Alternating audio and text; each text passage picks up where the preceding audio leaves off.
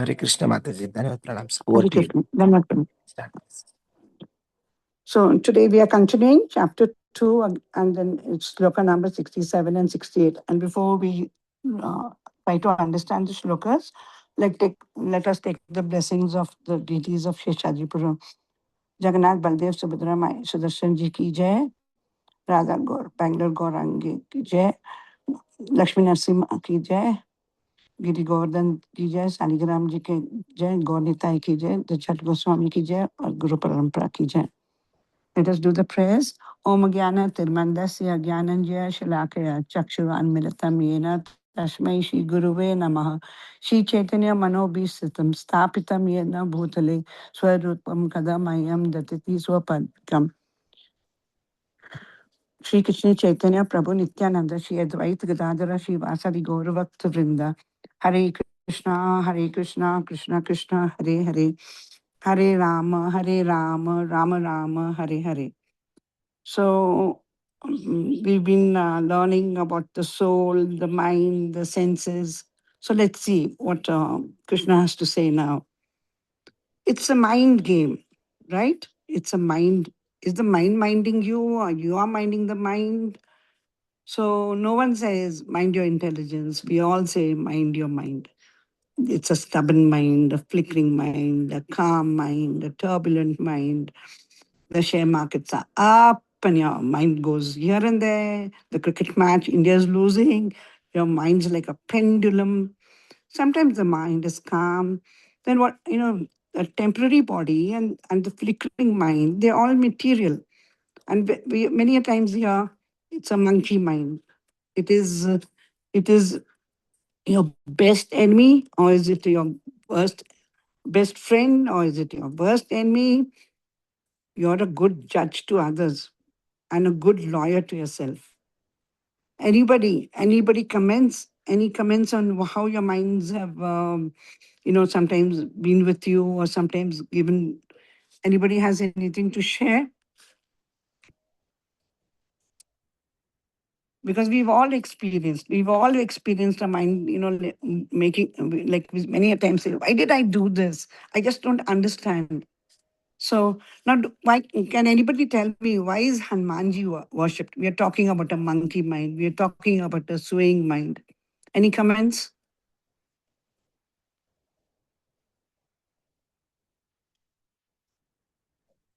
Okay. Hanumanji is absolutely certainty and devotion to Lord Ram makes him a pivotal pillar in the Ram Darbar, the cornerstone of the Hindu lore. It is a bond defined by complete surrender, where Hanumanji sees Ram as his ultimate purpose. His devotion transforms him from an immensely powerful monkey into the most reversed worshipped deities, a strong, rock solid mind. He epitomizes the fusion of strength, heroic initiative, and certainty, excellence, with loving emotion, devotion to his Lord Ram, embodying both Shakti and Bhakti. The Varna, which is worshipped, is a perfect example of steady intelligence, caged, tamed mind. Srila Prabhupada said, you should dictate the mind and not the mind that is dictating you. When Hanumanji entered Lanka, he saw places, palaces, wealth, beautiful surrounding, yet his mind never deviated from serving Lord Ram. His only concern was, how can I serve Ram? Because his senses were fully engaged in the service of Lord Ram. His intelligence remained fixed. This is exactly what Krishna is going to teach us. Man mana man bhakto. Give me your mind, not intelligence. The most fickle mind, monkey mind, became a rock solid mind when surrendered to Lord Krishna. You realize that the material mind is lodged within the sense objects because of constant sense gratification. And hence, you give up both the material mind and its objects. So, Krishna speaks in the previous verses what happens when a person is not connected to Krishna. Let's see what happens when the same person not connected to Krishna and whose senses are not controlled. Shloka number 67. Indriyanam hi charatam yan mano anuvidyate tad asya harasati pragyana vayu nava ivambashi. So here very vividly it states Indriyanam hi charatam. So, one of the senses, we have 10 senses in our body, five knowledge acquiring senses, and five working senses. Eyes, nose, ears, tongue, and touch are knowledge acquiring senses. Speech, hands, legs, genital, and rectum are working senses. So, any one of these senses are enough for what? These roaming, moving senses are enough for yen mano anuvidyate. One of the roving senses is enough to drag the mind away from the ultimate goal. Tad asya harati pragyan. So, when the mind is taken away, the intelligence which is focused on one particular aspect gets deviated. And what is the comparison given? Vayu nava basi. Like a strong wind swept a boat on a water body, the boat is following a particular direction, but a strong wind just comes and sweeps it away.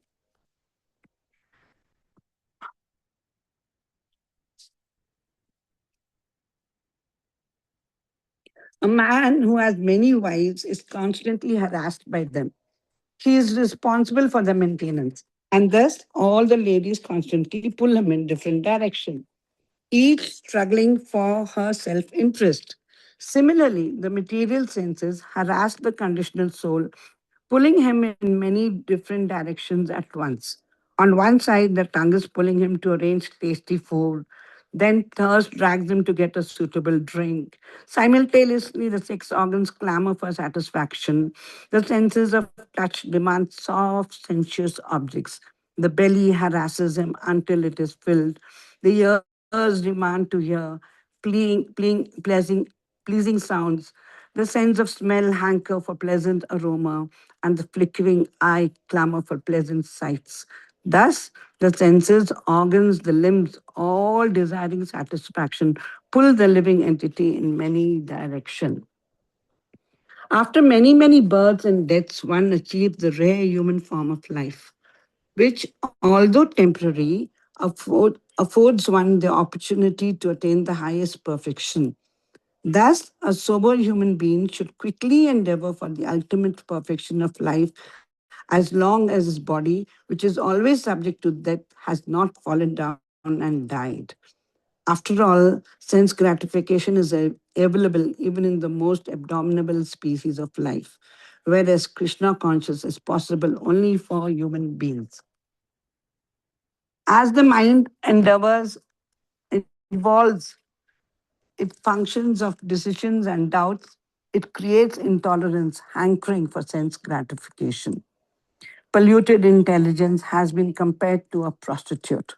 One who has not purified his mind is said to be controlled by that prostitute. If one becomes the husband of a prostitute, he loses all independence. Bandar ke haath mein ustara. A uncontrolled mind, frustrated by material nature, under the influence of the three modes of material nature, is forced to associate with the prostitute of polluted intelligence and accept various material bodies. The mind is the resting place of the senses. Just imagine you're at home, you're chanting, you're on a laptop, you're doing some work. A car passes with loud music. It's catchy. It's a song you've loved. You've hummed many a times in your childhood. What happens? Anybody? What happens? A bundle of thought goes flows. Some chirpy, some happy, moments spent with friend, a trail of thoughts goes through and through your mind. And your mind goes back about 10, 15 years back, and you into your childhood, and your thoughts are flowing. Just imagine you've just heard, and we went back to 10, 15 years back. It's a day-to-day case. You've seen a billboard, or you're on the iPhone scrolling, and we are carried away. Eyes are roaming, not fixed. They are looking at various things. Just a sound, just a glance, and you are bewildered.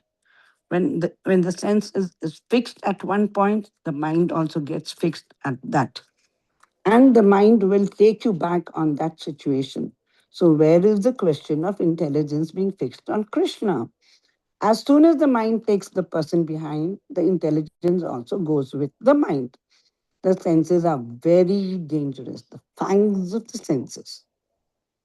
Mixed with the modes of passion, the unsteady intelligence of every living entity is like a prostitute who changes dresses to just attract one attention. Why do people not care about this? What will be the benefit of taking birth again? Sometimes a demigod, a human being, cats, dogs, trees, hogs, wasting time this way. What is the use of an impermanent fruit of activities? Unless all the senses are engaged in the service of the Lord, even one of them engaged in sense gratification can deviate the devotee from the path of transcendental advancement.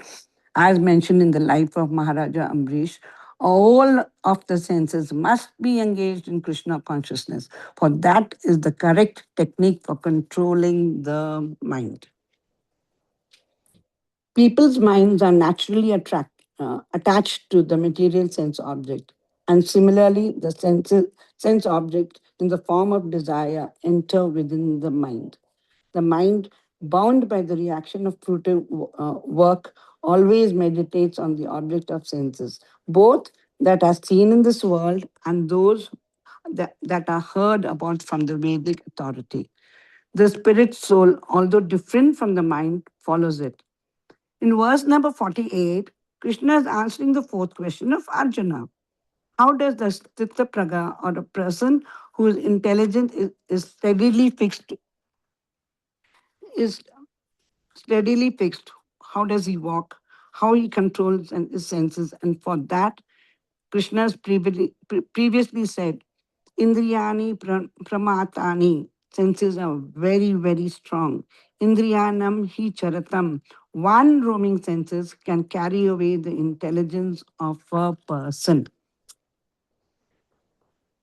Some facts from Srimad Bhagavatam that illustrates Bhagavad Gita 2.6 and 2.7, the story of Ajamal. Ajamal was born in a qualified Brahmin family. He was trained in Vedic culture and had good character. One day, while returning from the forest, he saw a man and a prostitute embracing in a lusty way. His eyes became attached and his mind became to dwell on that scene. That is exactly what Krishna describes in Bhagavad Gita 2.67. Ajamal's mind followed one uncontrolled sense, the eyes. Because the mind followed the senses, intelligence was stolen away. As a result, he abandoned his spiritual practices. He left his wife and family. He associated with the prostitute. He performed many sinful activities.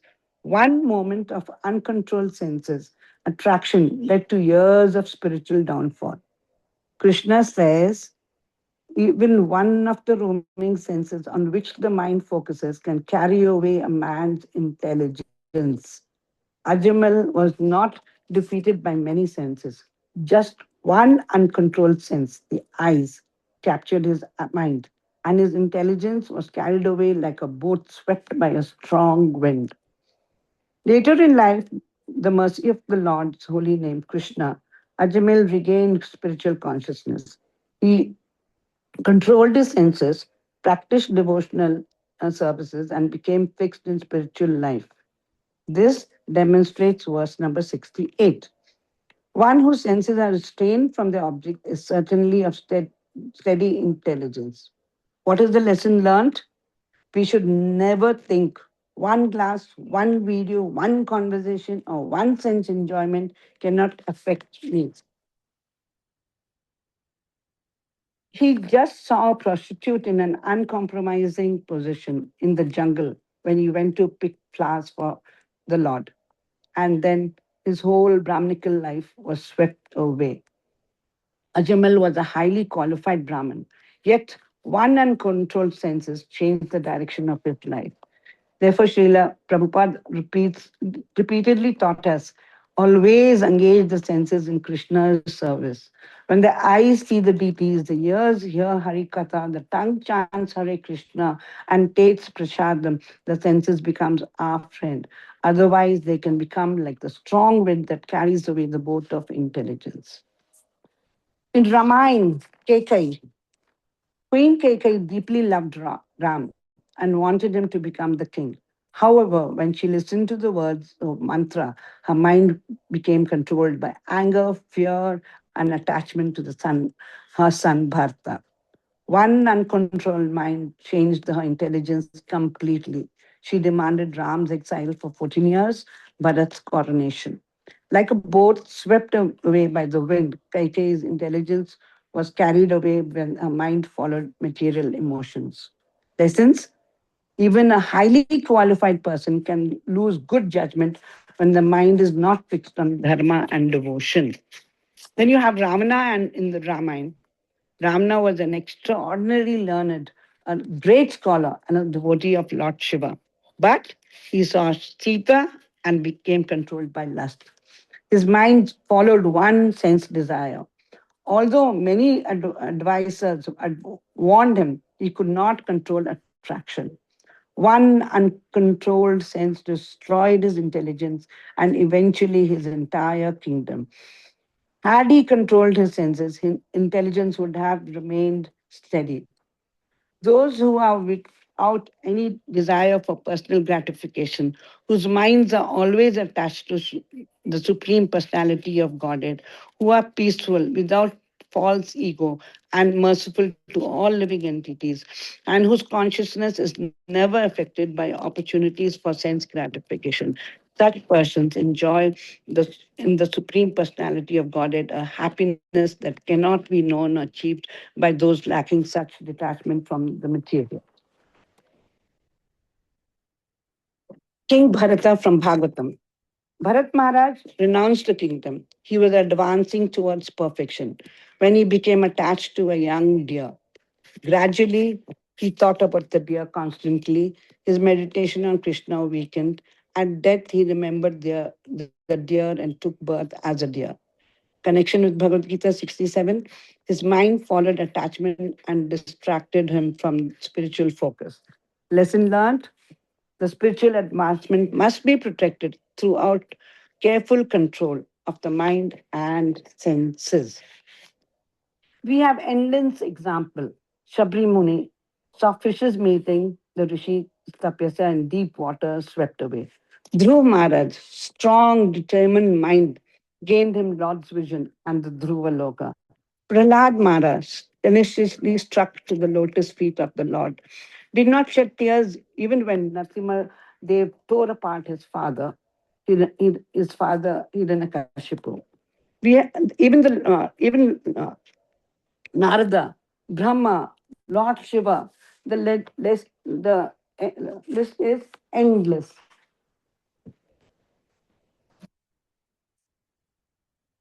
Lord Brahma assured his son Narada, O Narada, because I have caught hold of the lotus feet of the Supreme Personality of Godhead, Hari, with great zeal, whatever I say has never proved to have been false, nor in the progress of my mind or ever deterred, nor are my senses ever degraded by temporary attachment to matter.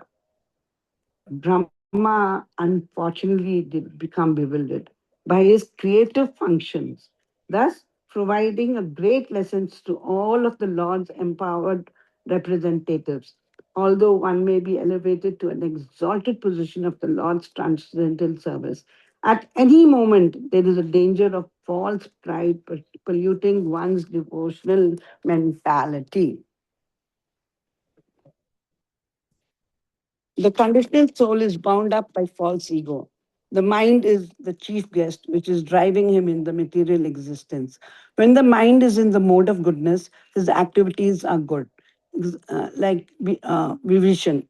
When the mind is in the mode of action, his activities are troublesome, Ravana.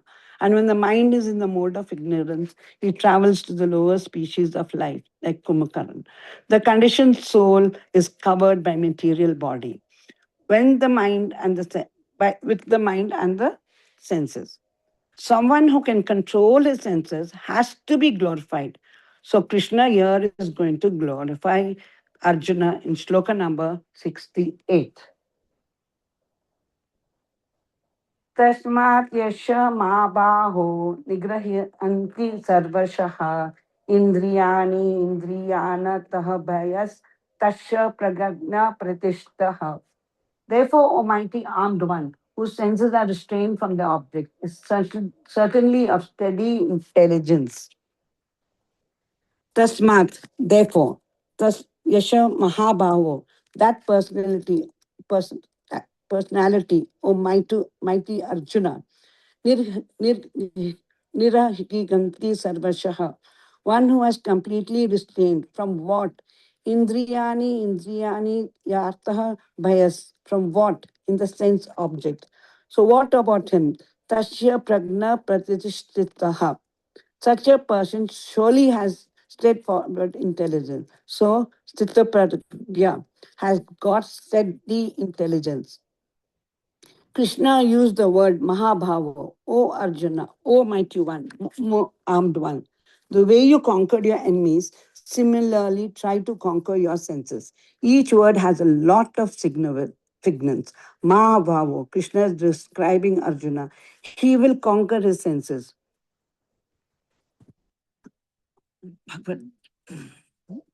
As enemies are curbed by superior forces, the senses can similarly be curbed, not by any human endeavor, but only by keeping them engaged in the service of the Lord. Attachment, greed, and lust are the three formidable forces that prevent one from concentrating upon the lotus feet of the Supreme Lord. These forces act because the Supreme Personality of Godhead does not like to be realized by non devotees and atheists. One cannot become a devotee until one surrenders onto the Lord's lotus feet. The Lord gives intelligence from within by which one can return back to Godhead. Let's see Sugriva's life.